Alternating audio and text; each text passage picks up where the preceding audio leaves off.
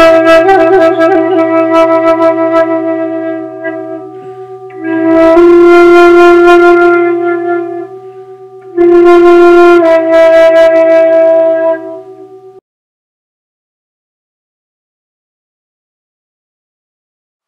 disease. This has got nothing to do with spirituality. Why will someone lose eyes by being spiritual? They will open their eyes from the dream to dreamlessness state. And when I say opening eyes, that is not this eyes, that is this eyes. Eyes of the heart, eyes of the third eye. No one can lose these things. You use the word dreamless state. From dream state to dreamless state. Would you like to clarify what you mean by that? Dream is illusion, illusion of the world. Dreamless means waking up from the dream, coming out of the illusion. Of what is? Sure. Good.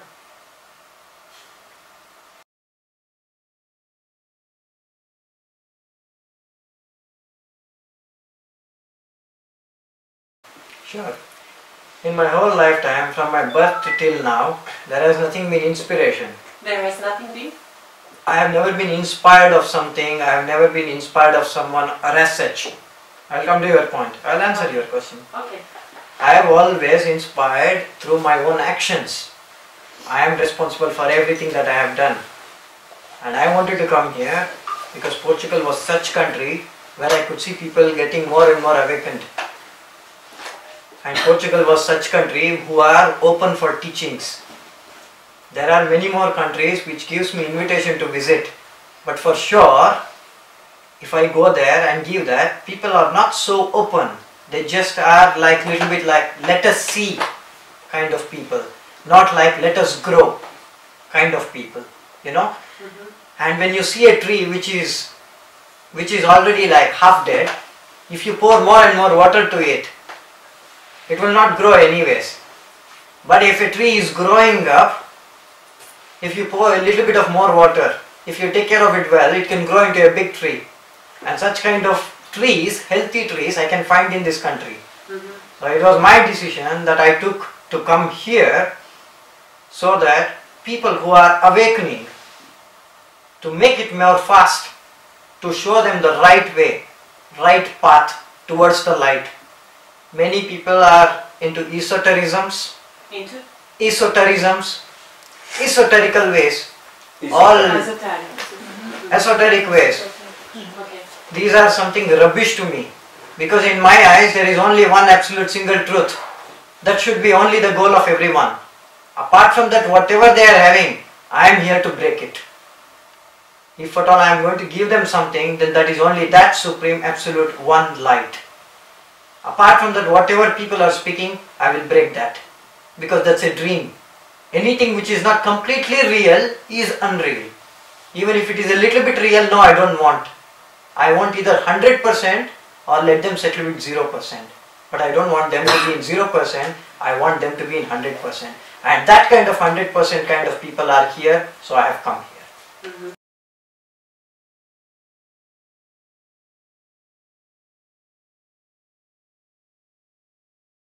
People can forget me, but not my teachings. And that's what I am leaving behind. When people made the workshop, can you explain to us what are your teachings? Because some of us were not at your weekend seminar, please.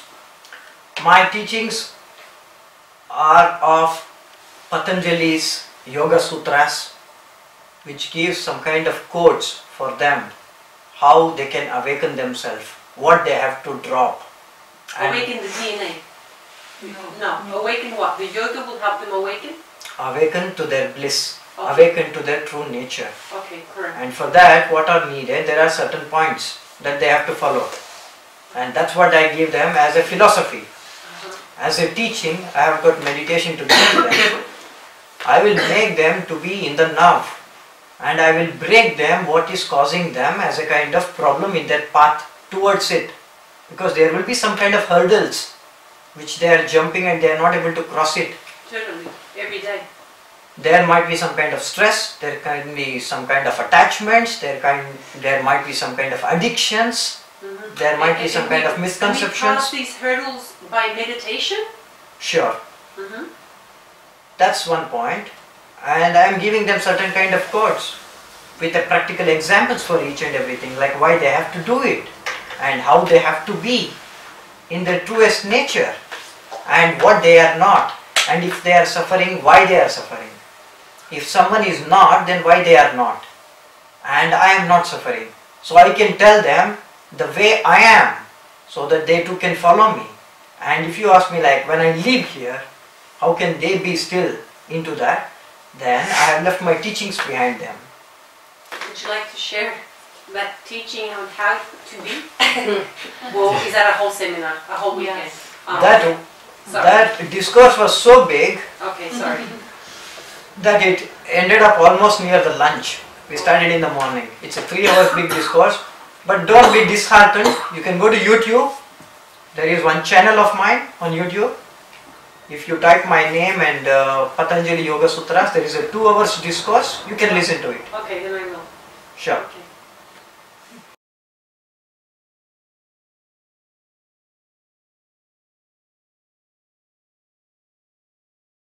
Well, asanas, every asanas I practiced. I can do it right now also. My body is equally flexible like how it used to be when I am practicing. But right now I am not practicing asanas. But I am not practicing yoga because I am in yoga. As I told you last time, yoga means divine union. And my union is already with that. So like yoga practicing doesn't arise. Because practicing yoga is to attain that. And after that you don't need it. You are in that.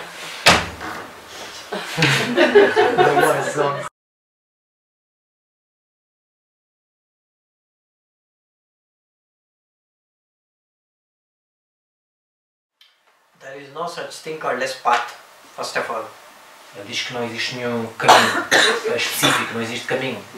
But when I say path, it simply means that we have taken a decision to walk towards that light in a way, in some way. For instance, someone might take it yoga as a path to what? Hatha yoga. Quando não perceber, só Someone might be completely into devotion. They can take bhakti as a path, bhakti yoga. Someone might be just doing work without expecting anything out of their own love, and work is worship. That is nothing but karma yoga. Someone might be going very deep inside to feel something in silence, to know their true nature, which is nothing but Raja yoga. So, there are several other things also, like reading the scriptures and trying to get the wisdom, not taking it literally, but understanding what they are going to what they are trying to say through the books and through those teachings. This is nothing but Gnana yoga. So, you can choose any of these things. Whatever spiritual path you are in belongs to any one of these categories. So, if you have to call it as a path, in this way it is a path. If you are following all the 5, you can follow. There is no such thing like only this can lead you to that, only that can lead you to that. No, there is no such things. In fact, if you can be completely aware, you don't need even meditation also. But why it is needed is to make the mind silent. Why asanas are needed is to make you feel that like this body is not true, but there is something else apart from the body. So to separate this, practice the asanas. Otherwise, no asana, no meditation, nothing is needed. It can just be in awareness. But to be in that awareness, it's not easy. Guru Nanak Sahib, the Sikhism, founder of Sikhism. Sikhism is a religion, people who wear turbans. He never did any yoga. He never did any asanas. He never meditated. But he got perfectly enlightened. How? Through the songs. He was singing the devotional songs with such a great devotion that he could go into the meditativeness through it. He was singing and singing day and night, and through that singing he attained his self. So even that is also possible. That is called as Nada Yoga. So there are several different yogas. You can practice any one, all also, or nothing. If you can be that much aware, even nothing Even that is also possible. It is quite open. Spirituality is not a globe, it's not limited to something. Spirituality is like cosmos. It's open. It's never ending. It's very big, which cannot be described in words. That's why we cannot say that this is the way, that is the way, and we have to do it like that. No, there is no such thing. If you can be aware in doing something, you can be. If you ask a Zen masters, what is meditation? They say that cut the wood, put into the fire, warm up yourself, prepare the food, have it, prepare tea, have it. That is their meditation. When they are cutting the wood, they are cutting with complete awareness. They are bringing it onto themselves. They are just in the now about what they are doing. That's all. They don't know what they are going to do next moment. They are just in the now. Cut the woods now. That's all. After cutting the wood, they go put it in the fire. Next, cook the food. After that, they will think about, okay, now prepare the tea. That's it. After that, they sit silent. That is their meditation. So like meditation is not sitting and closing the eyes, doing something, and our asanas is not like behaving like a monkey in the zoo, putting the head on top of the leg. Or no, it's not like that. Being in the awareness. If someone can be in that awareness through yoga, it's good. Even otherwise it's good. It's a matter of being in the awareness, being in the now. Because when you are in the now, when there is no past and present, there will be no suffering. All your suffering is not because of this moment. Because now you are here in this room. You are listening to me. I am talking to you. Is there any suffering? No. The moment I stop and you go out, when will I reach my house? What time will I go to work tomorrow? How will the day will be? This comes. When you go to sleep, like, okay, I listened to a man who was speaking about me this. Okay, it was great. But before that, oh, today day was so hard. You go back to the past.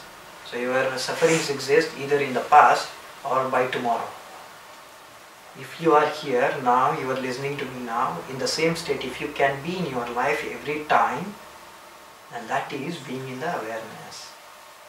Being in that silence. Even silence should not be misunderstood. Silence is not sitting quietly. That is not silence. That even people who can't hear, deaf and dumb, even they can do that. But being in the silence means you can sit in the market, absolutely in silence. And whatever going on around, you are not simply bothered about it. You are simply sitting there in your own silence. That is silence. If that silence can emerge in you through your own ways of practicing spirituality, why not? Even that is a path. So there is no such thing called as path. It's only the question about being in the now, being in the awareness, and being as you are, the true self I'm speaking about. If you can be just like that, without any thoughts, and that's your path. Okay. Sim.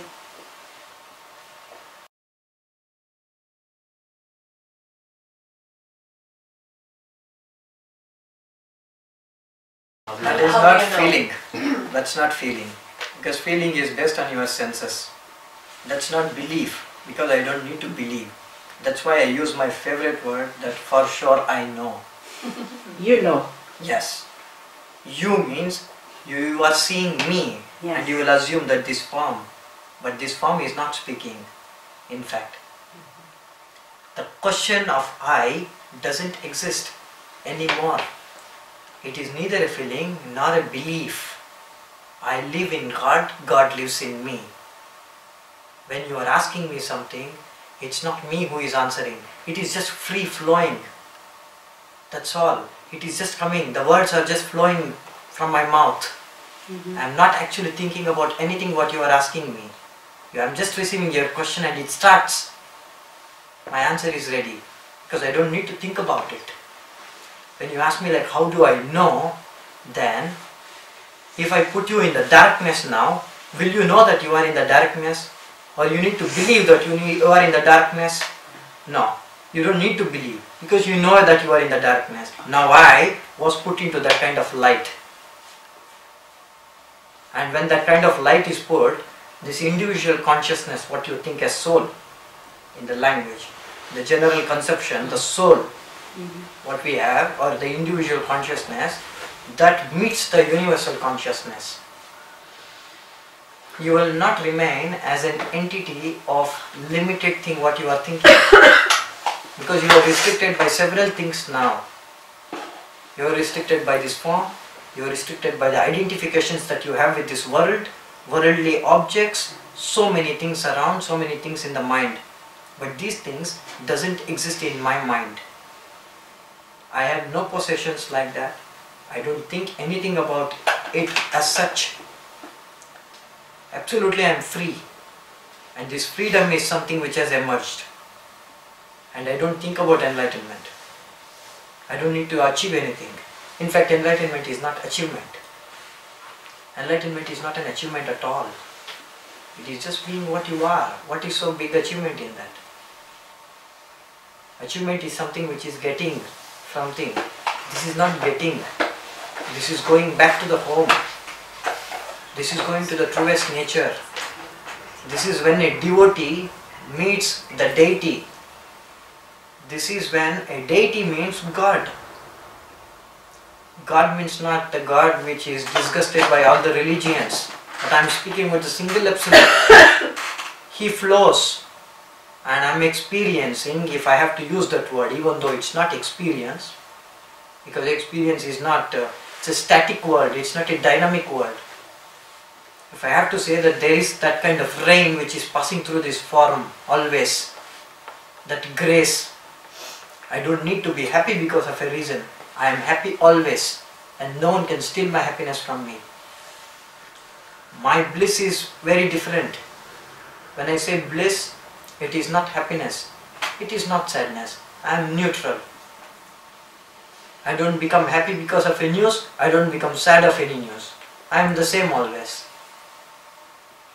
In my eyes, everything looks absolutely perfect. I don't see anything as imperfect or anyone as imperfect. Everybody are different, but they are not imperfect. Even a criminal is equally holy.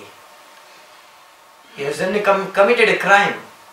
I accept it, but still, deep down, he is the same pure soul. And that I see in him. Any person, whoever comes to me, I don't see them as a form. Who cares about the form? Many people speak to me, I don't understand their language. I'm telling you, I don't understand language. You speak to me in Portuguese, I don't understand.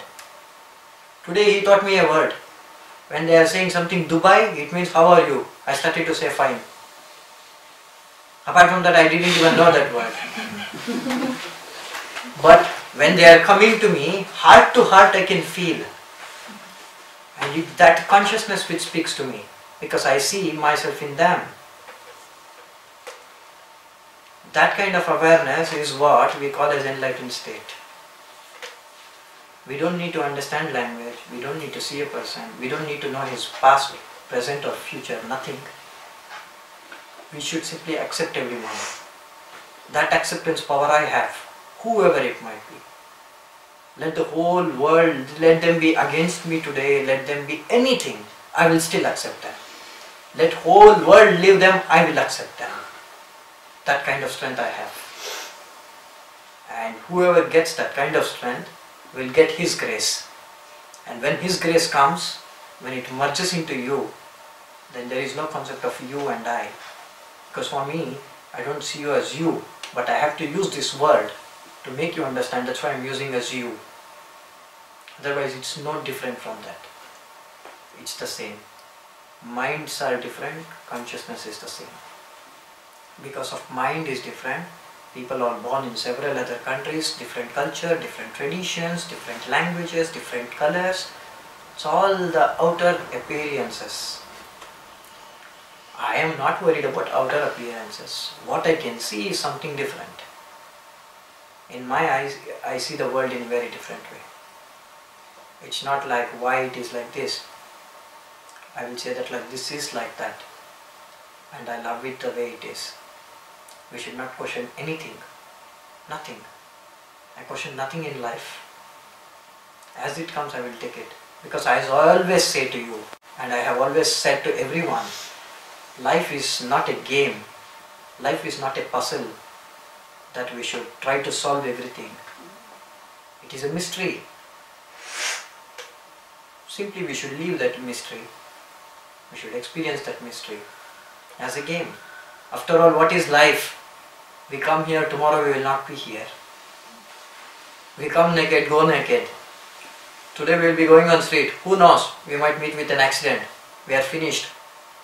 But what in between when we were alive here, how we were, only that matters. It is like you are an actress in your life story. I am an actor in my story. But what matters to the world is the script of the movie.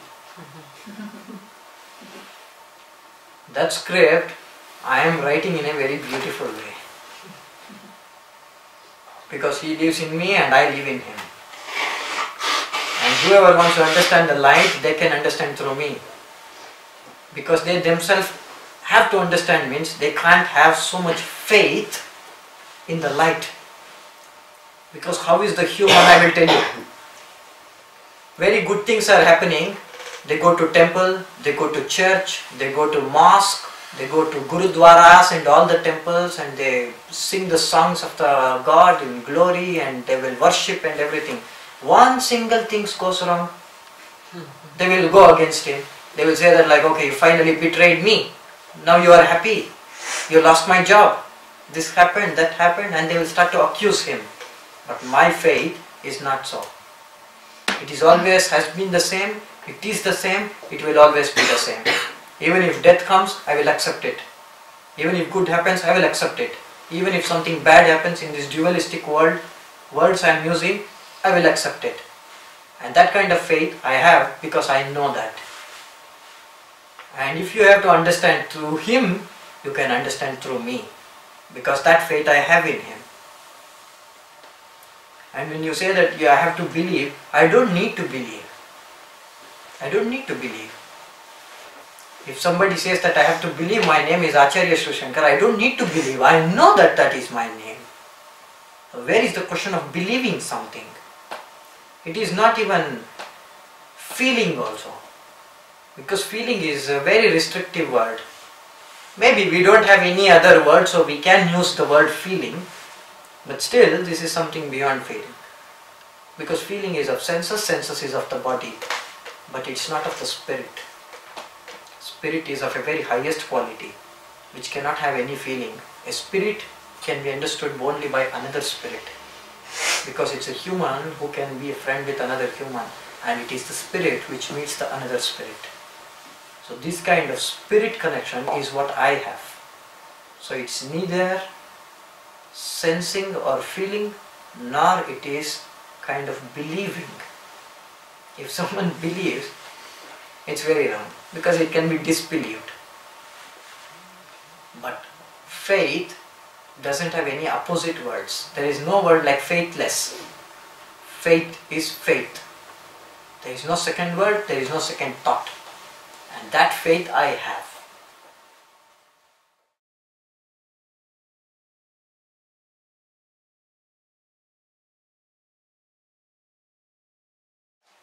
The same difference between two cigarette brands. It's the same tobacco, but brands are different. Estava a dizer que era o mesmo que ter dois cigarros, mas dois cigarros de marcas diferentes. Tu fumas é cigarro, mas tem sabores diferentes. Every religion have called it in their own ways. For instance, Christianity calls it as descending of the Holy Spirit. That is nothing but enlightenment. Hindus called it as Gnanodaya, means enlightenment. Gnana, wisdom, Udaya, blossoming of the wisdom. Buddhists also called with the same name. And yogic people called it as Kundalini Awakening. It's all like according to the traditions, according to the religion, according to the culture, the names are used. But it is the same. There is no difference between Kundalini Awakening and enlightenment. They both are one and the same. Even these yogic terms, like Buddhist terms like Samadhi, Mukti, Moksha, Nirvana, it's all the same. It's all different names being called as, but they are not different. They are the same.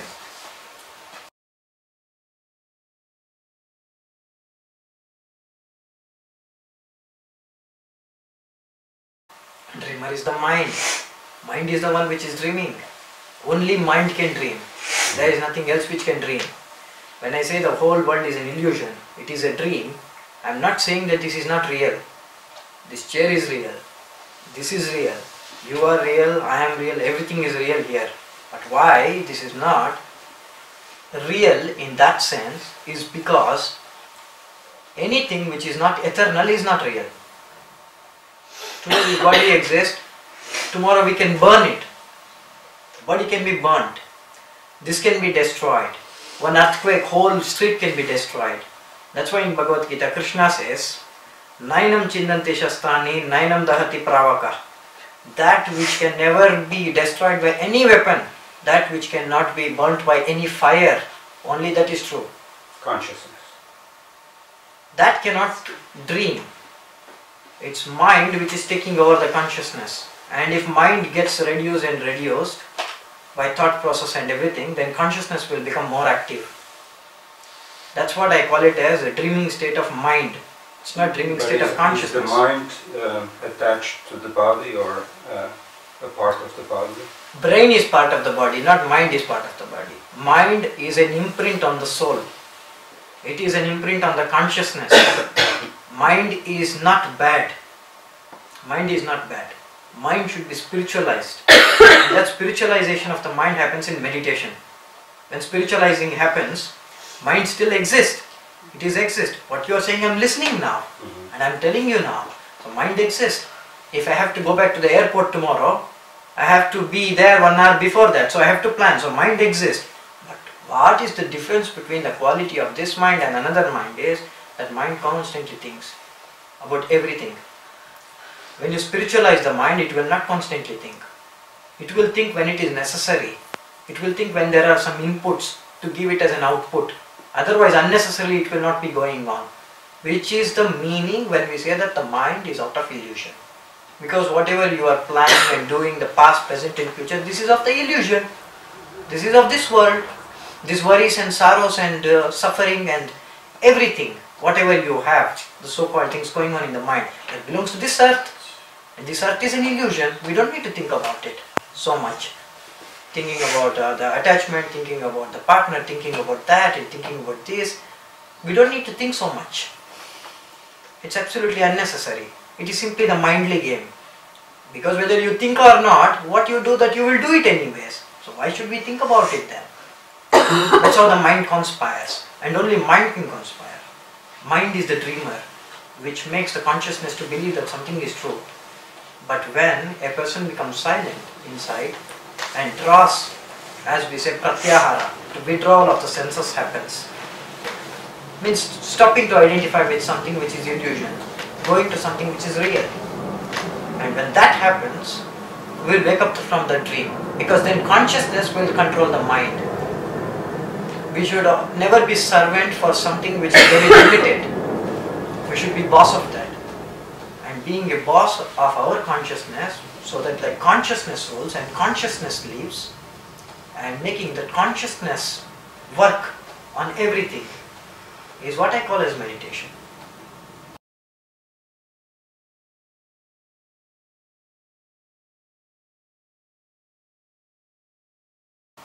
It is not of the consciousness. It's not of the consciousness. It's of the mind. That's why they call it as like conscious, unconscious, superconscious. Superconscious is what I am speaking to you right now. The way I explained to you right now, that was of the superconscious quality. And when I say that conscious, it simply means that like you are aware of the thought process. You are witnessing the thought process, like what is happening and what am I doing and everything. But still you are not able to stop it. But still, whatever you are doing it consciously. But there is something called as unconsciousness. Here many things are hidden. Now if I ask you something, you might not answer. But when you are sleeping, dreams might come. And you might not understand like where is this dream coming from, like I never seen this place, I don't know this person, nothing. Because it is in the subconsciousness layer, which we call as mindly sheath or manomaya posha. This is the sheath where these things are hidden. And these things have to be cleaned. And this cleaning happens in that awareness. So it's not the consciousness which is playing a role here. It is the mind which is conspiring, because mind is very strong. It's not easy to win over it. It's very strong. It's a strong warrior. It fights a lot. But consciousness should fight a little bit more. Being in awareness. Then it can fight over the mind and can win over it.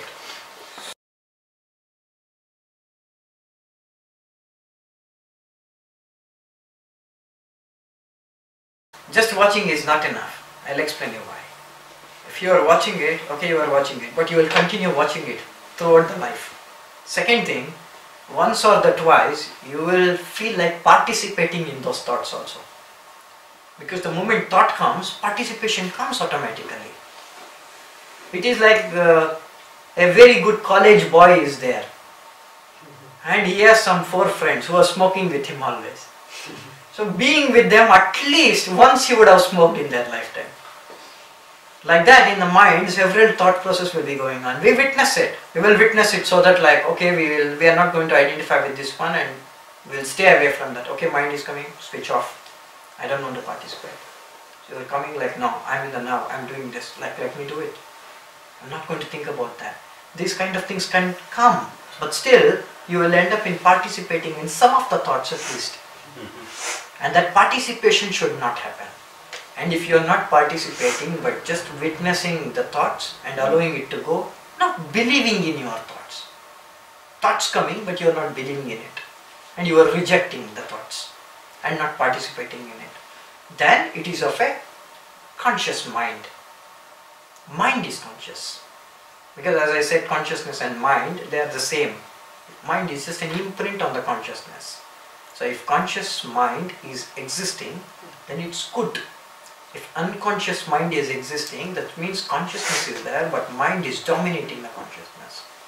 It means that like we have forgotten who we are, really. We are simply living like, okay, human body exists, nothing else is exist, I am here, so let me live and die. And this process of samsara, the circles of birth and death will keep on continuing until we wake up from that state and start to ask the questions, why is stopping this mind to think and stopping to participate in the thoughts of the mind. It will be very difficult to resist, but if you can resist the things what is coming in the mind, all the conflicts and all the kinds of problems arises from the mind, because it's the mind which tells us like, no, this person is like this, be away from him. Like but the outside world also presents us with conflicts, and the outside world interacts with us in presents us the conflicts. It's not, conflicts do not arise only from the mind. If outside world is giving you that kind of conflict, first thing you have to resist it. Okay? Just being silent. Even if they are provoking, don't react to that. Because people who provoke you, their only intention is to provoke you. They want to provoke you and get an answer in the same way. But once they come to know like you are not the person who will get provoked of all these things, they will leave you alone. They will try their best, but they will leave you alone. Even if they are not living alone, have your peace with yourself. Have your peace with yourself, but show to them something which you are not. You can be aggressive by stopping them or something, but inside you are laughing. You are not really aggressive, but simply showing to them that like you are like that. So it's kind of showing to the world something which you are not, but you are in their sense, to make them understand in their ways. That doesn't mean that like ego will come and identification will come. You are not identifying with the situation, identifying with the person or identifying with the things going on, but according to the situation you are behaving. But the difference is, if you identify with the situation, you will become sad. What is going on with me, like why this world is like this, why society is like this and all these things. But if you don't identify with the situation, but simply reacting to the situation, you react simply because they provoked you, and after that this doesn't exist in your mind. So you didn't lose any of your peace, you're still peaceful. That's how you have to deal with these kind of situations when it arises. But that involves some repression of your emotions. I am not asking you to repress or suppress any of your emotions. Repression is the world's most ugliest thing that a person can do. And that was all Roman Catholic Church priests are doing. Finally ending up raping a lot of innocent children, and like homosexuality and all these things are arising because of repression. Because they are repressing something which they don't have. But what I am saying is that become aware of what you have. I'm not asking you to bring something else from somewhere for you to be something else. I'm just telling you that realize the thing what you are already. Yeah. Become aware of that fact, go to that depth. Become more meditative. Then you will be in your truest nature. When you are in your truest nature, you will not repress anything, but that repressed state what you are saying will become your natural state. And when you have a natural state of that repressed state, what you are speaking about, then you can deal with the situation in a very different way. But then you have to shift your identification from being a body or a person to that of being just consciousness and losing the attachment to the self, to the personal self. Sure. And that's the hardest point to reach, because you have to let go of a whole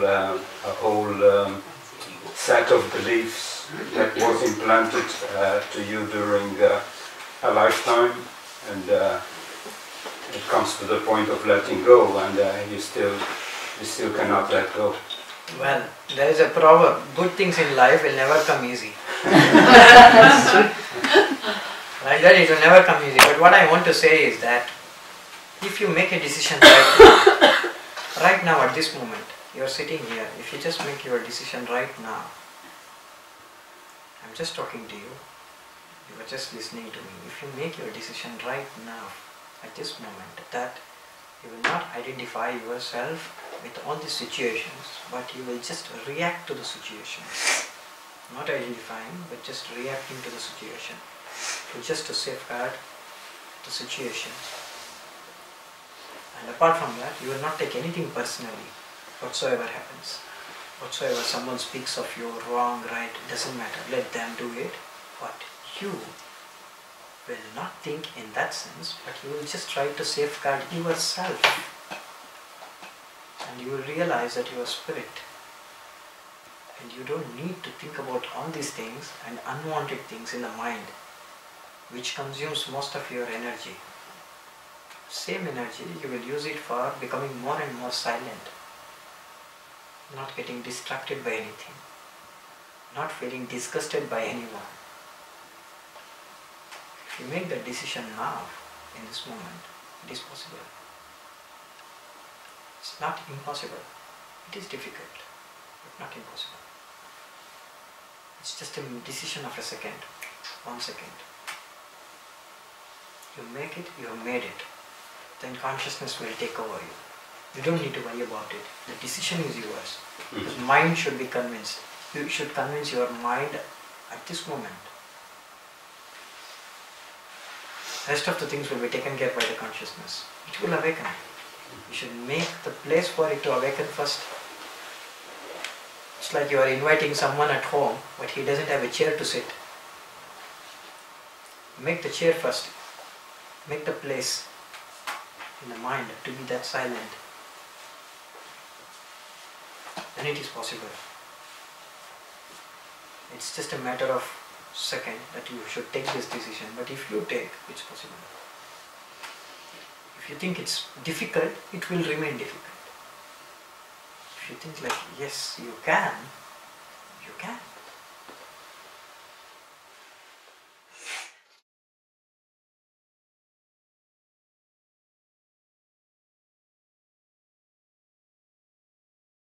Blissful state is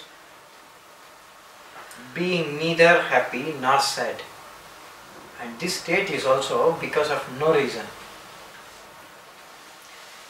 Normal consciousness or human consciousness in general can always become happy when it has some news which is favoring its ego.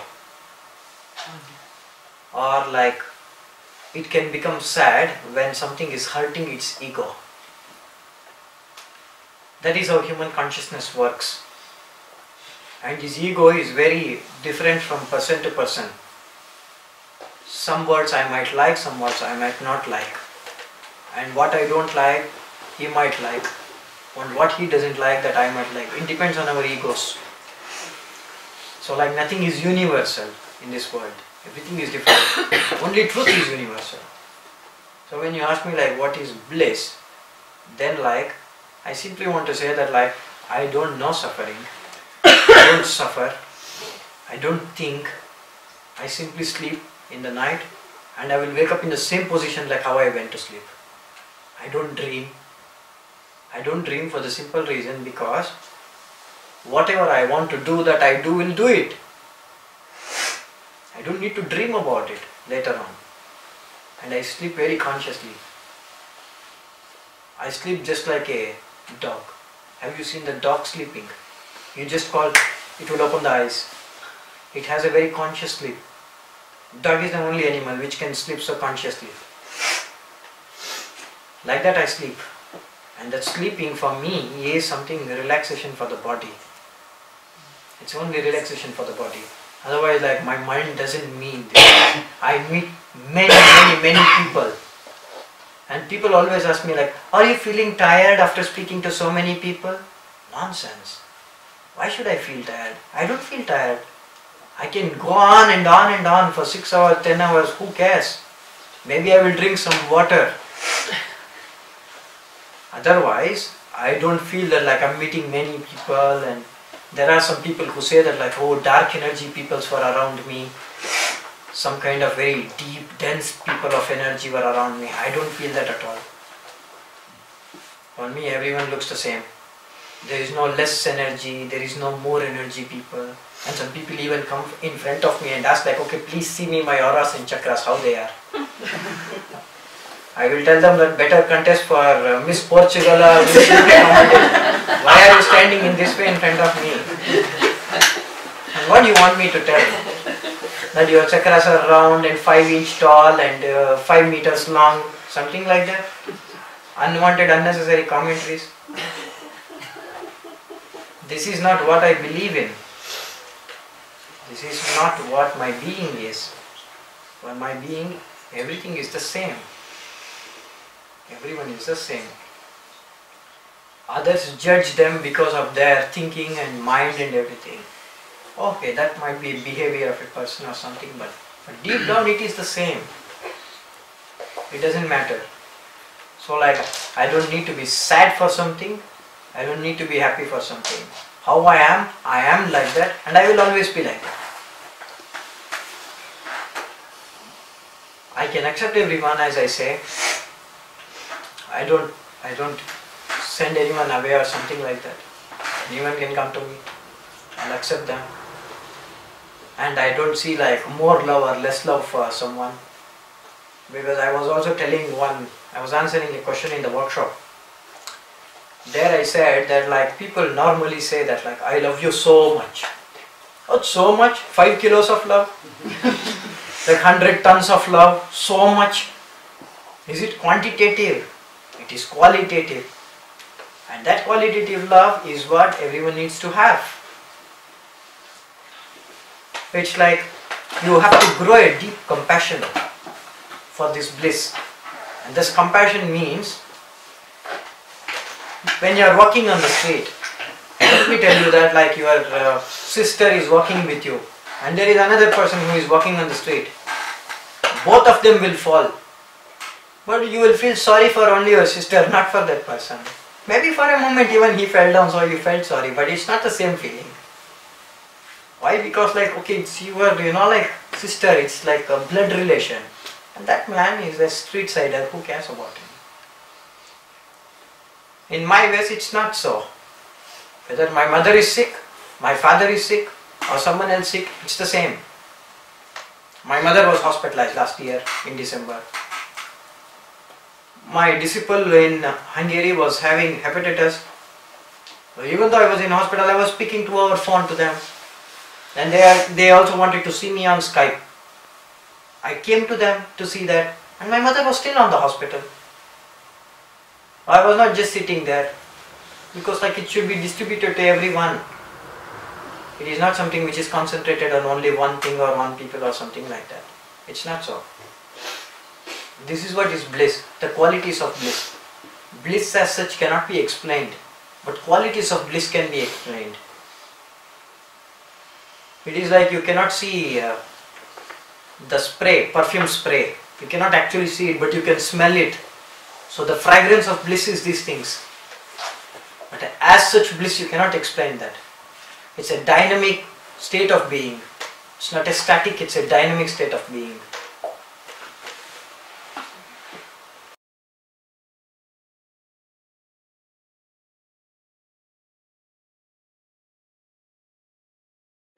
I don't have this kind of first floor energy, second floor energy. Because you don't discriminate it. No. There are. No.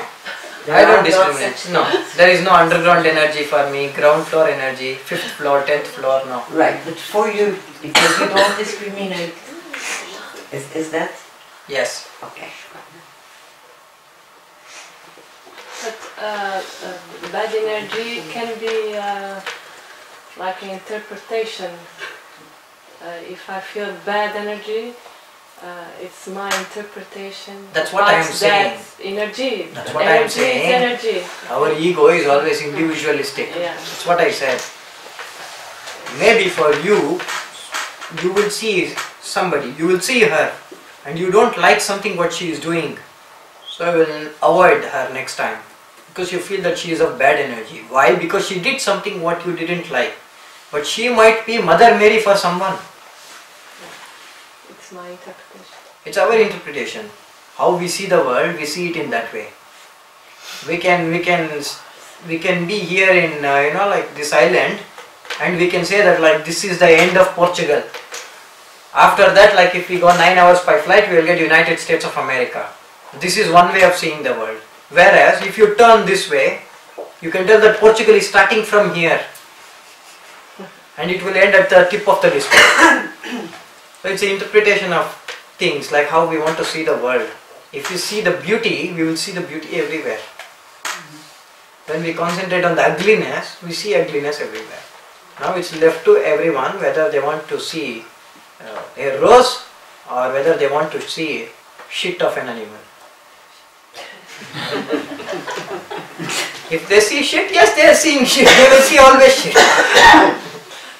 If they go to a garden, see beautiful flowers, they will see beautiful flowers because that's what is there in front of their eyes. You So see it's- what you are. It's true or not? In a way it is true.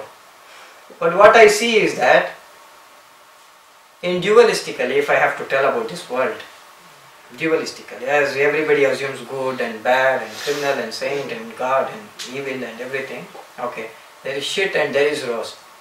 But for me, I will use this shit to put under the rose so that it becomes a natural fertilizer to grow. So that's how I see the world. Okay, I understand your world is dualistic world, so this is my way of seeing it.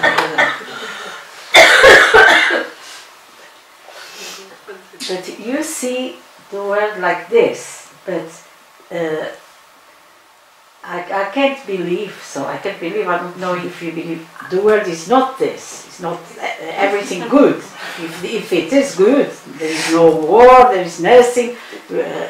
Everybody will be happy. I understand you see this, and if I want, I see this. You can try to see this, but what is difficult for me, and I think for a lot of people, of course, you know this, there is good things and bad things, and very bad things, really. If I don't want, I can see everything good, no? And the excuse for everything. I can't make this my mind, no? You understand? So this First is thing I will come to the question of war. Speaking about the war, first thing I will come to that. Today 7 billion is the population of Earth. 7 billion people live on Earth, okay, on the planet. If there was no World War I and World War II, there would have been so many people that it will become difficult for countries to even, take care of the citizens. And if there is no natural disaster like volcanoes, tsunamis, earthquakes, and all these things, you can't imagine the population, how much people there will be. And if there are so many people living government will not pay social security. And when social security is not there, healthcare will not be there. Healthcare will not be there, a lot of robbers will be there on street.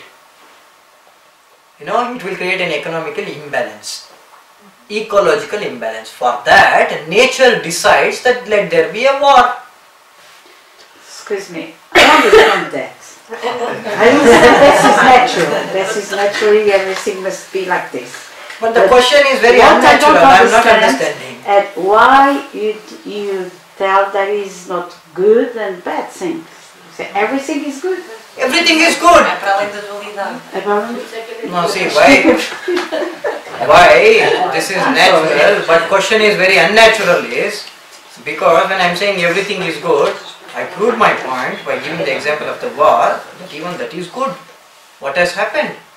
Where is the question of bad?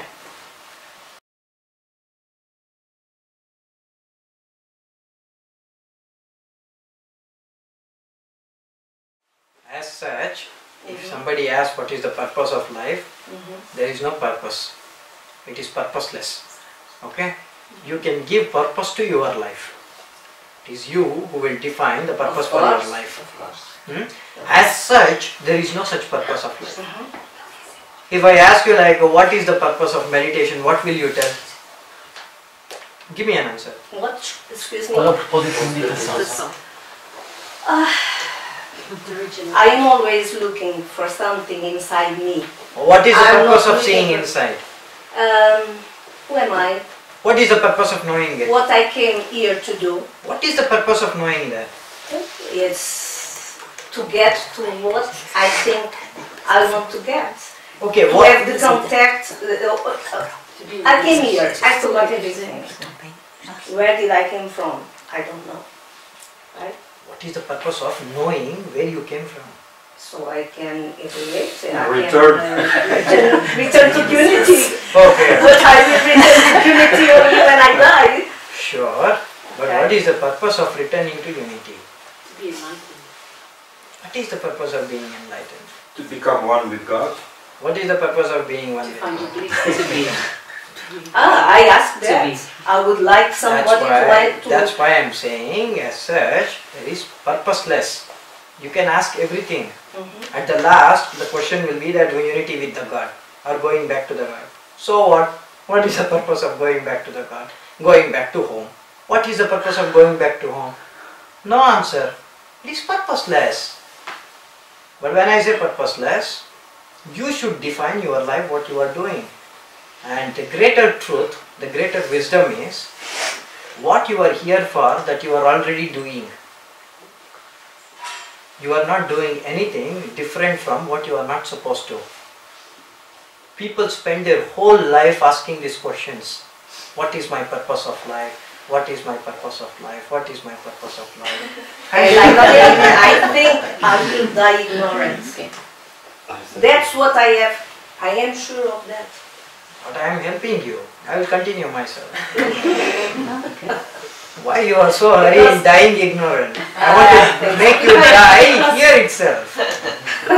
I will die not knowing what I am, what I came here to do, where did I came from. Only when I die, if I know, because if I am here, it's to do something that I didn't know and didn't do before, right? It's what I think, but probably it's not the truth. Well, whether you die or not, that I don't know. But so many questions are making me die. I will answer one by I'm one. sorry. That's No, that's okay. You are not doing anything different from your purpose of life. You are already doing it. Every being in this existence is needed for this planet. Every being, every single being. And why is the planet like this? What it is like this? I am not feeling anything like The this. planet? Yes, you mean why it is round? No, and I don't say it's wrong. I say it's tsunamis, earthquakes, things like that. Why? It's natural I ask why. imbalance. It's natural balances. It has to happen. Okay, and then we are unbalanced too. We are not unbalanced. No. Who said we are unbalanced? I think so. Look, if you are saying that this world, why it is so full of tsunamis and earthquakes and everything, I am telling you, It's cleaning itself. it is cleaning. And whenever there is a decline in righteousness, about what you are speaking about, dualities, like mind taking over completely a human being and he is going away from his true self, someone should bring him back, no? And emotions. How they will make that aware? Human can become aware of the divinity only at two times. One, fear of death or fear of survival. How fear of survival? Economic crisis. To make them aware. Fear death. Why do we fear death? Because ego wants to live, ego wants to sustain, ego wants to be here. Only that, or why we don't know anything about it? Don't know means it's ignorance. Then that's that. But why you want to be like that when I am making you lighten about this? I am saying you that. I am telling you truly about the fact that this is only about the ego, that they want to live here. That's why if there is no food for having the food, if there is an economic crisis, then the fear comes of losing the job, losing the house, losing everything, no food to eat, nothing. All these plans comes. Why? It's the human who wants to survive. It's the body which needs the food. Consciousness doesn't need the food. I'm not saying that like we should not have the food. I'm against all these people who fast. That's a different chapter. But what I'm trying to say is that like for human to remain alive or to sustain, like the way human really behaves or human really struggling, that is not needed. All that he needs is like 2 euros of bread in the morning and same kind of bread in the night. This you don't need to struggle so much for this. You can get it very easily also. But human struggles to accumulate more. This is what is because of ego. And if you come out of that, then your worst fears which you have right now, that you will die ignorant, you will not die ignorant. Maybe you were born ignorant, but you will die wise. That I know I get. That's what it's for sure that I was born ignorant. I was born ignorant. There is a proverb which Bill Gates said. If you born poor, then it's not your problem. If you die poor, that's your problem. In the same way, if you are born ignorant, don't worry. But don't die ignorant. Die wise. Mrityorma amrutam gamaya.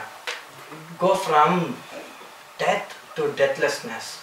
And how you reach the death is not by physical death. He is meeting the death being in the body itself. That is possible. What you are saying about after the death going somewhere, a spaceship is coming and taking your soul somewhere, parceling like a pizza. Pizza shops, you give a phone call and they come and they deliver the pizza. Like that, once you are dead, like someone will come in a pizza shop, boom, boom, boom. And your soul will sit at the back, boom, it will go in the heaven. This will not happen. But when you die, if you have that kind of bhakti or what I was speaking about, the devotion or something towards the light, the longing towards the light, even then it can happen. Christianity calls it as salvation. That can happen. But that kind of salvation is not possible for everyone, because what I am calling it as faith that they need to have. But I don't know, out of 100 million people, maybe like 10 or 20 people can have that kind of faith what I am talking about. So when you are in the body... What is faith to you? What is faith to me means? Yes. No, I am not understanding. You are asking on which I have faith about. Yes. I don't The faith that leads to salvation. That faith, you are asking me the faith towards it. Salvation. Faith should be always towards one single absolute consciousness. That's all. Nothing else is needed. You don't need to go for any other ways for it. Have faith in only that. Because that is greater than everyone, that is greater than everything that exists. And the highest thing what is available, faith should be only on that. Apart from that, you put faith in any other things, it is not the same. Excuse me, you were saying something and you stopped. You were saying something about when we die and the soul, we were united to the universal energy. You say that not everyone will be united? Or I didn't understand. I will make you understand. I didn't say that like everyone will not be united, but until they realize their self, it is not possible to be united. And until we reach consciousness, all of us, we will not. No, we will not be able to go to that unity. No, Okay. even though we will be within the system.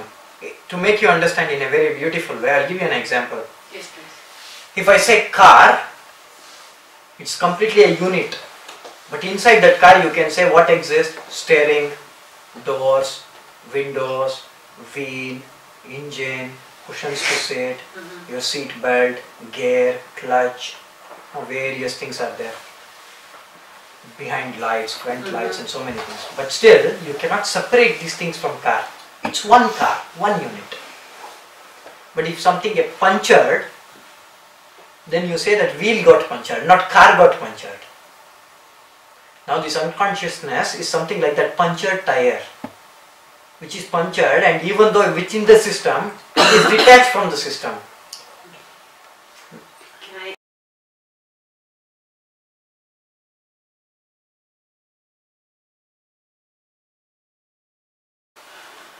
It is like, I will give you an example, like how the system is. You go to a supermarket for buying just one ananas fruit.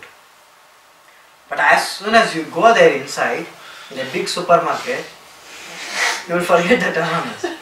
You will see a chips, you will like that. You will buy some sausages. You will buy something else, juice. You will buy so many things which was not part of your plan, and you will remain there. And at the last you will remember that like, oh, I came here to take only ananas. Where? Billing counter. So this state is something like that. The light takes the form. The soul takes the form. And when it comes here and touches the feet to the ground and sees everything in the earth, it starts to believe. Mind conspires. And now the consciousness, if it remains as a consciousness itself, it knows that like it is visiting.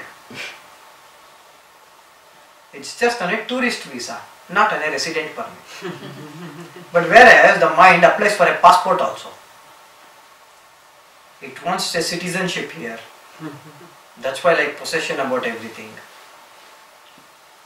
But a conscious mind will only tear this passport and has only tourist visa for 50 years, 60 years or however long they want to live.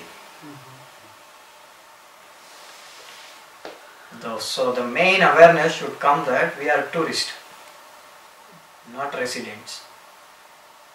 Tourist, we should behave like tourists here. Just see everything. Enjoy. Don't get lost. We don't have a mission or something more. Sorry? Don't have a mission or something. I'm not saying that like you should be like without ambition or you should be like a useless scum or something.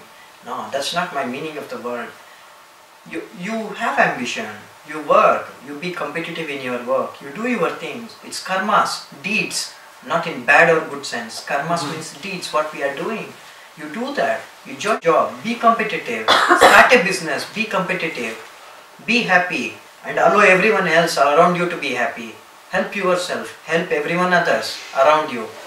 Smile and allow everyone to smile. Be like that. Don't be greedy of something. Don't get deluded of something. And don't forget that you are spirit. You are? Spirit. Spirit. And we try to remember and disconnect from the illusion and what is and be through meditation and trying to be conscious only. Absolutely. Consistently reminding us. Sure. It's just a thought. Of course. So why aren't we there still? Because your thought is so strong. Okay.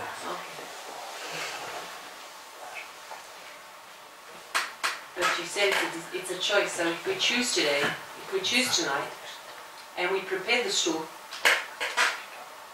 I will tell the same. I will not change my words. Prepare it. It's a choice. Make a choice now. How many people had addictions of cigarettes? I don't have yet. Can I explain? Can I explain this? I would like to. Because there's two kinds of addictions, or 3 or 4 different kinds of addictions. And I would like to expose my kind of addiction. When I pick up my cigarette, it's so hot. Don't you want to turn that off? When I pick up my cigarette, and I know exactly the time that I smoke my cigarette, and I know how many time I spend with the cigarette in my fingers, and I know on that moment that I'm smoking, the only thing I'm thinking is where the smoke is going and when it's going out. So it's 5 minutes that I take off my daily life. That's why sometimes I smoke more, because I need to take. It's so stressful, so many stress that I need a little bit more time. So then I smoke 2 cigarettes. It's not because I'm addicted to it, it's because I know that those 5 minutes are blank in my mind. Meditation. I'm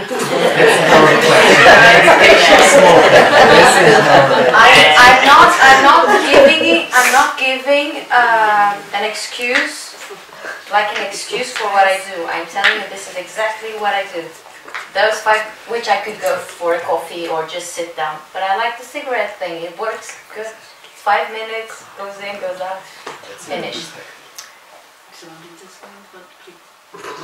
I know the side effects. That is first part.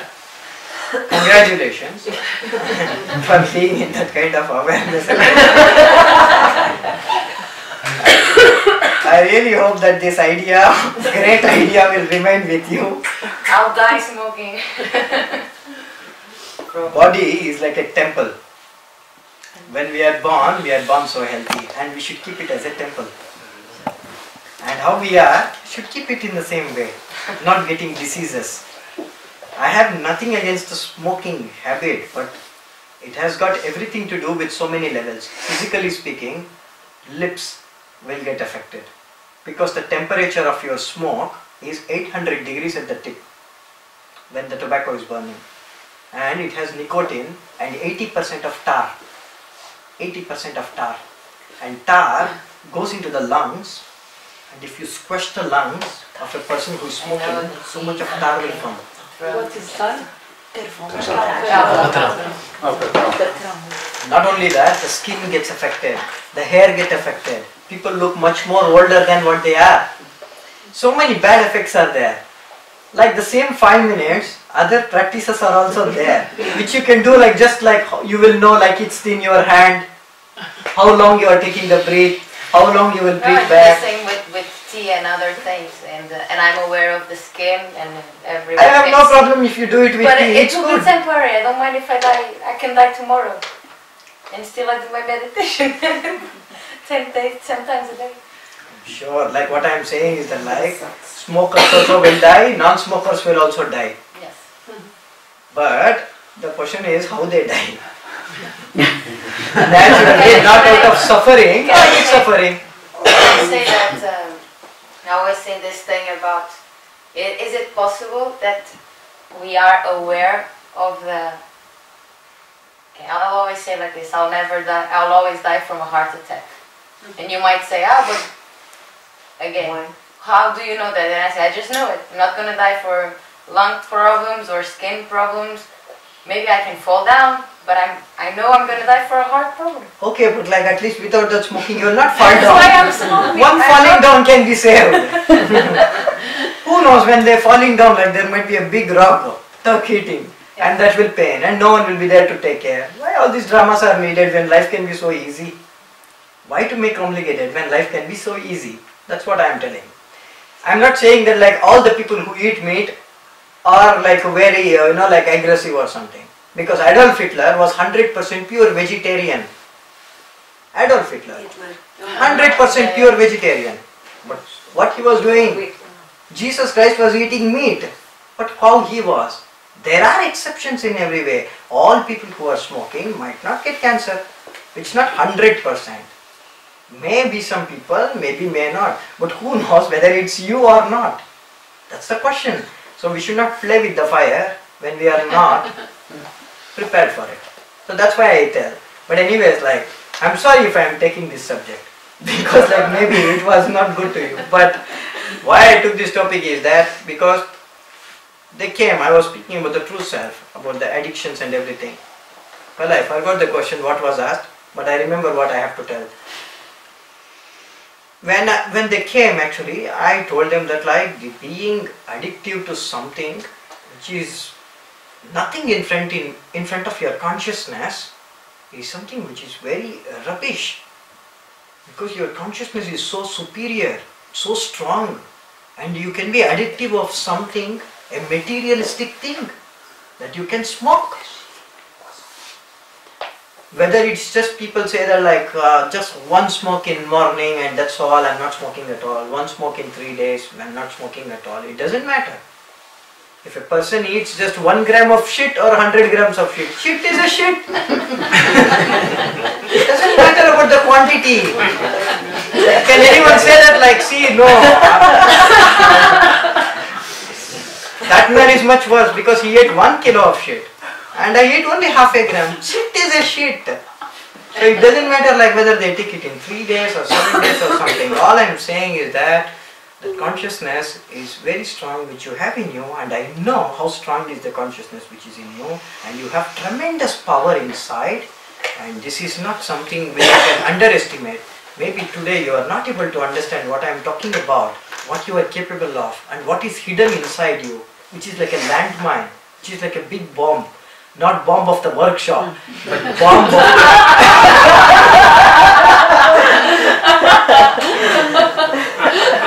but bomb of bliss.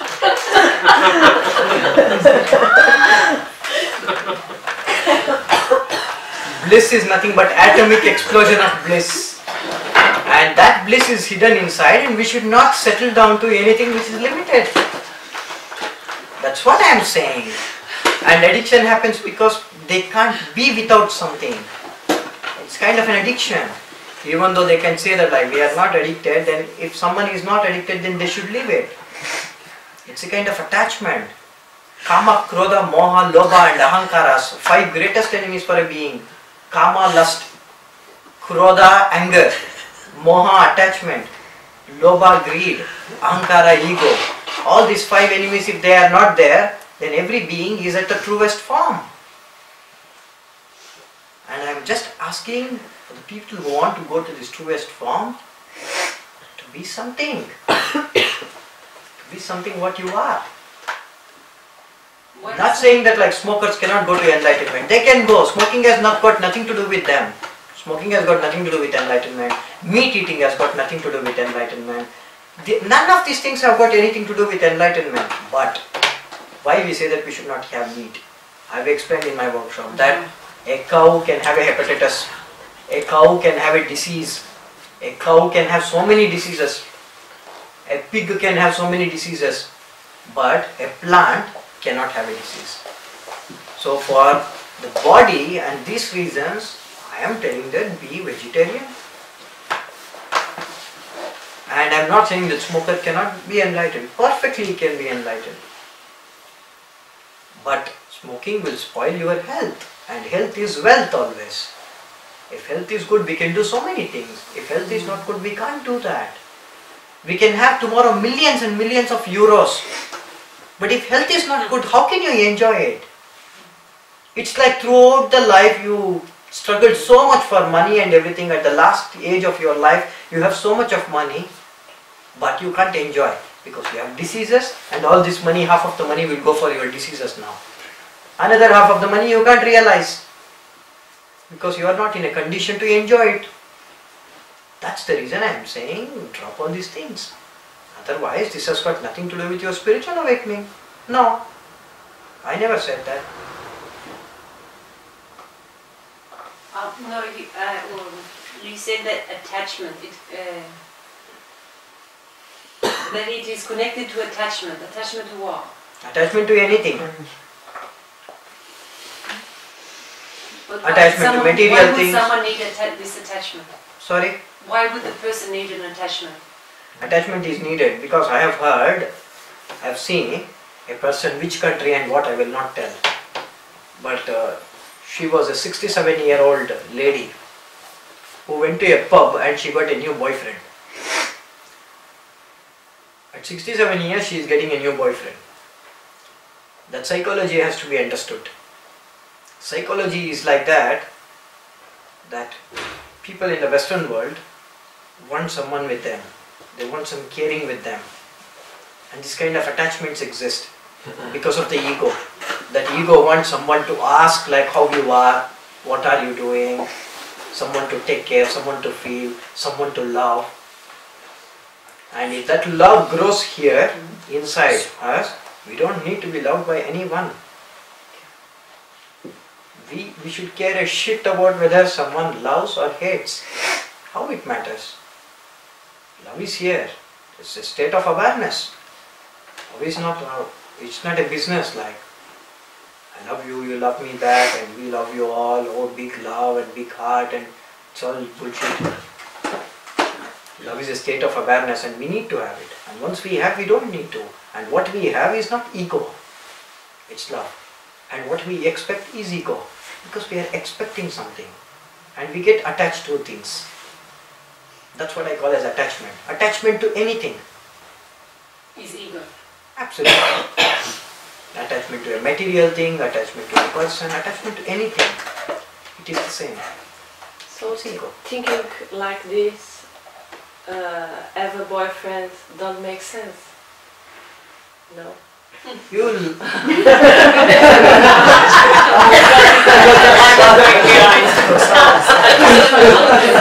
First of all, outside, he will murder me now. He'll say that like I had a good girlfriend and you spoiled her. But when I say attachment, the way they understand attachment is something different from what I am speaking. I am saying love. But don't get attached. When I say love and don't get attached, the huge difference is there between the understandings. When I say love, you simply love. We need but not depend, not attach. But if you love, like you love everybody, why you live with this person? It's because you love to live. Sure, I will come to you about that. You love him as a boyfriend. You love me as a master. You love me as your child. I mean like tomorrow if you have a child, you will love it as a child. The roles what you are playing is different. You are a mother sometimes, you are a sister sometimes, you are a wife sometimes, you are a girlfriend sometimes. You can be so many other times. But the love is the same. I'm not speaking with the roles. Roles might be different. But the love should be the same. Love doesn't ask anything. Even I will tell you in your own sense. That you are saying that like, okay, having a boyfriend doesn't make sense. Fine, doesn't make sense. Who asked you to make a sense out of it? No sense there also. You love him. And like, don't try to possess him something. Like you should be like this and you should be like that. If I choose to live with him and I want he lives with me, this is attachment, no? You love each other. It is not attachment. And where attachment picture comes to the picture, I will tell you, because I will not take you two people as example because this is a dangerous example. I will consider A and B. If A and B are in love, they both have decided to be in love. And they are in love and harmony and they are doing their things and they are very happy. Okay? And now B doesn't love A anymore. Wants to go to C. Okay? Now A starts to cry and makes the drama. Now if true love is there, what I am speaking about, when B is going to C, A will be happy. Why? Because if B should leave A, it simply means that B was not happy with A. And now the B has found the happiness in C.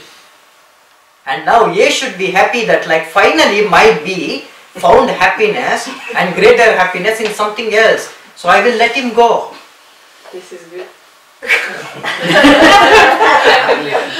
is not good. This is love. If we love someone, we should love their happiness and we should see what is good for them.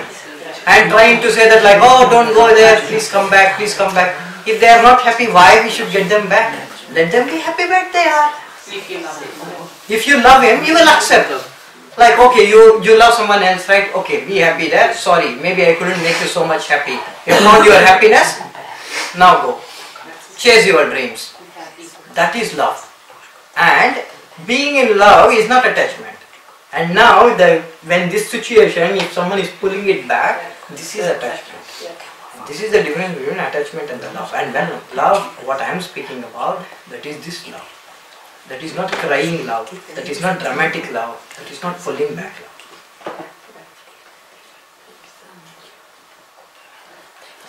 I am not spoiling your love story, okay?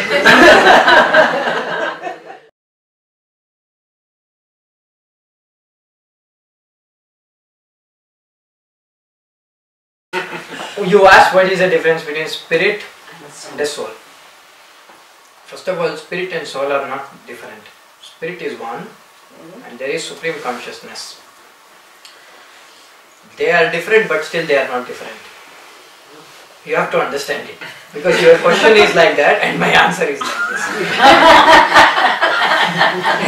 Although they are the same but not exactly the same. They are the same, but not, it is like, I am that. Everybody says, no, this word. Although they don't know any meaning of it, generally everybody will say, I am that, I am that. And they are telling it so many times in a day, even their dog have started to tell that, I am that. But I am that is one, not I am that itself. You're getting my point? More or less. That's better. Because these things more or less is much better than completely getting it. When I say that like there is consciousness, the consciousness doesn't have any time and space. It's not confined to anything. It lives in you, it lives outside also. This outside and inside concept I have to tell you this one to make you understand because you have a body.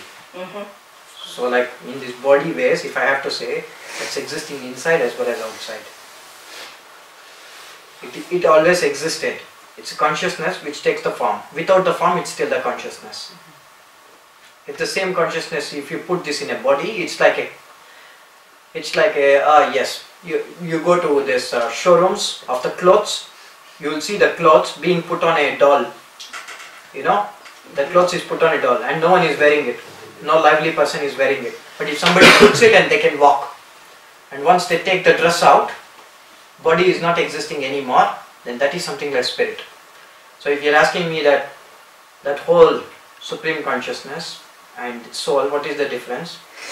Although it is the same, it is not the same. It is something like image of it. Soul is just an image of it. So spirit and consciousness is the same. Consciousness and supreme consciousness, it's little different. Although it is the same, the consciousness has to realize that supreme consciousness. It has to merge itself into that.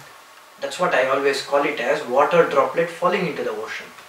Once the water droplet falls into the ocean, it is no more a droplet, it's the ocean itself. That's what the consciousness realizes, the supreme consciousness. That's why Jesus said, I and my Father are one. Because the both consciousness met there in that enlightenment state. But he also said, my Father is greater than I. And he also said, my Father is greater than all. Because the consciousness is there, but supreme consciousness is something. But after enlightenment, it's called as nirvana. And after the death of the nirvanic body, it's called as mahaparinirvana. But he said also that no one comes to the Father but through me. I will tell now, okay, in this room, no one can go to the Father, no one can go to the light but through me. Through you. Yes. Now what does that mean? Here whom we are sitting, I am the one who has seen the light, so I can take you there. So he was telling to the people of Jerusalem who were around, no one can go to the Father but through me. It's written in the Bible. Truly I am. Sorry? Truly I am. True God. consciousness Then- and get to higher consciousness. When that steps, that Krishna also says the same thing in Bhagavad Gita. To whom? To Arjuna and all the people there in the battlefield. That like come and surrender to me to go to the Supreme Consciousness. Because I am the Supreme Consciousness. Krishna says. Buddha also says, I have attained the unattainable. Those who come to me will go to the same. Buddha also says. Socrates also said the same thing. Then came Moses. Moses also said the same thing. Jesus also said the same thing. Muhammad also said. He also said, Allah or Rahman Ali. Among the Almighty who is there, who can go to him, I am the prophet, so you have to come through me. So, that place and that point of time he has said. And it's not the book which says that like only through him. If that becomes like, it becomes very exclusive game. Then, according to this statement, if you take in that Christian way, Buddha is a useless fellow, Krishna is a jobless fellow, and all other people will become simply idiots. Yeah, but whereas I think the saying is misinterpreted because Christ is says that Christ said, "I am the way, the truth, and the life. No one comes to the Father but through me." And that me is Christ, not Jesus, but Christ, the Christ consciousness. There is nothing like Christ consciousness, there is nothing like Buddha consciousness. Is it something like a supermarket? Then there is one Tesco, and there is one Walmart, and there is something No, else. they're the same. They're the same. It's the consciousness that we all share. Jesus is a being. Christ is the spirit which has realized. That is the only difference. And Christ plane is nothing but enlightened plane. Buddhist people call it as Bhautik plane. Hindus call it as like Nirvanic plane. It is the same. It is the same. And no one can go to the Father, but I am the light. Yes, He is the light. Whoever sees the light will become the light. That's what He says in the Gospel of John chapter number 10, verse number 33. When people, at chapter number 10, verse number 31, people will take the stone to stone Him. Even there also there is a misconception. He says, I and my Father are one. So they think that like, no, Father itself is Him. You have to go back a little bit behind to understand that. Go to Gospel of John, chapter number 10, verse number 23. He says, Jesus enters the Solomon porch. Next one, people gather around Him. They will ask Him like, if you are the Christ, why don't you tell it barely? Then He says that, I have told you, but you don't believe me. My sheep hear me and they follow me. And whoever follows me will get the eternal life and they shall not perish. And the powers which is given by my Father to me is greater than all. No one can steal them out of my hand. No one can steal them out of my Father's hand. I and my Father are one. When you read this, he is saying that in the purpose of which Father has given to him, in purpose they are one. It is not like being they are one. If you read this, common sense is enough to understand this basic English. It's not me and my Father are one, it's I and my Father are one. I is used in English only when we are speaking about the process. We both are business partners. She will come something with a new proposal to me. I'll say that like, no, I'm not interested in this. Then you will say that like, I and him, we both are one in this decision. We are not both equal beings. We are one in purpose, one in decision. Then people take the stone to stone him. Then he will say that like, I have done many good works of mine. For what good works are you going to stone me? Then people say, we are not stoning for the good works that you have done in the name of the Father, but we are stoning you for the blaspheme, being a man, you are calling yourself as a God. Then 33 he says, isn't it written in your books of laws that from the one whom the word of truth comes is the God? He asks that, so whoever speaks the word of the God is light, so he is the light. And he says he is the truth. Yes, truth and light, what is the difference? They both are one and the same. What is light? That is truthful. I am the way. Sure, why not? He is the way I am saying. I didn't say that he is not a way. But if you say that only way, I will not accept that. He is a way. There are many ways. I accept. he was away, Moses was away, Buddha was away, all enlighteneds are away. For sure, all the same truth, same light, how it matters, it doesn't matter. But when you say that no one can go to the Father but through me, when he says that, at that point of time, in Jerusalem, in his group what he was speaking about, there was no one of his quality. So for those people he said like, no one can go to the Father but through me. He didn't take the mic, install the, like this, what they call it as? Monitor. No, this sound systems. The speakers. Speakers in each and every country in across the earth, and he didn't say that like, no one can go to the Father but through me. He didn't say that. He said only to the group of people there. At that moment in Jerusalem, he was the truth, he was the way. Sure, even now he is the way. If someone follows his words properly, what he is speaking about the truth, being truthful, and about being honest, and about all the things what he is saying, if someone follows it, why not? They will surely go to the light. They will surely go to the Father. What he said when he was descending to the heaven, I don't believe that he descended to the heaven. But in your Bible it is written. In the Gospel of John chapter number 23, it's written that when he was going in the heaven, he said like, now I am going to the Father, my Father and your Father. He didn't say that it's exclusively his Father. He said that it's my Father and your Father. So if you read his words very deeply and try to understand. So Father is supreme consciousness. Absolutely. And he knew it, it's neither father or mother. Jesus knew it 100% more than anybody else. But still he said Father because people were conditioned in Jewish thoughts. Jehovah and all these things like male gods and like being angry. He knew it. So he wanted people to understand in the way in which already they are conditioned with. Today I am able to speak to you about consciousness and not as a father and mother. Because now human level of consciousness has a little bit evolved. So now I can speak to you in this way. But during his times it was not possible. So he said Father so that they can understand. Otherwise even he knew it. So he was saying no one comes to supreme consciousness but through consciousness. Sure, but through the consciousness which is in unity with that.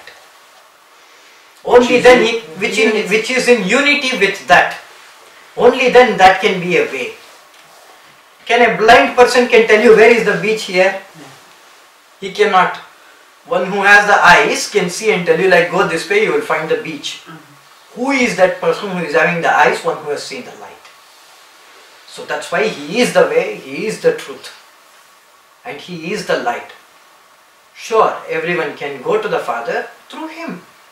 Sure, no one can disagree with that.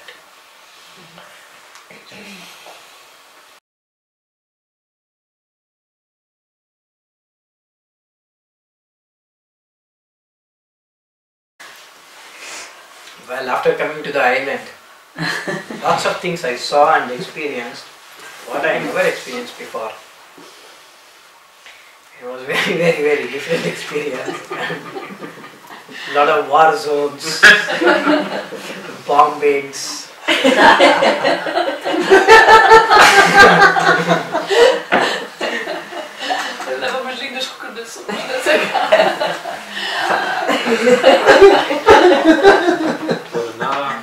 People who were not there in the workshop, they will not understand this. But for sure, like it was very great days that I spent here. And I met lots of lovely people around. And for sure, people here are very open towards spirituality. And they are awakening much faster than other parts where I can see in the world. Because dozens of countries I have visited and I have seen different people. I have met people all across the world. But some are fastly opening towards them and they are practicing it because they have that longingness. And some people are not still so thirsty. But time will come even for them. Some or the other day, it's not the time. But like, for what reason I came here, I think it's completed. So like all I want to say is that like I'm very happy and I should be thankful for Holistika team, the John and Lisa. John. For bringing me here and showing these people and for everything. It was very beautiful to me. This is some of the things what happened during my journey here. I will never be able to forget. Because in all other countries like a lot of people will be around me actually. I don't interact with people so much. But this was the only country where I came absolutely alone. And I didn't have any of my people around me. So like it made me to experience so many things what I don't experience in other countries. So it was very different experience for me and I simply loved it.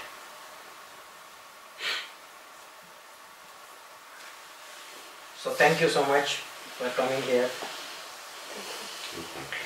See you all very soon. Thank you. Namaste. Namaste.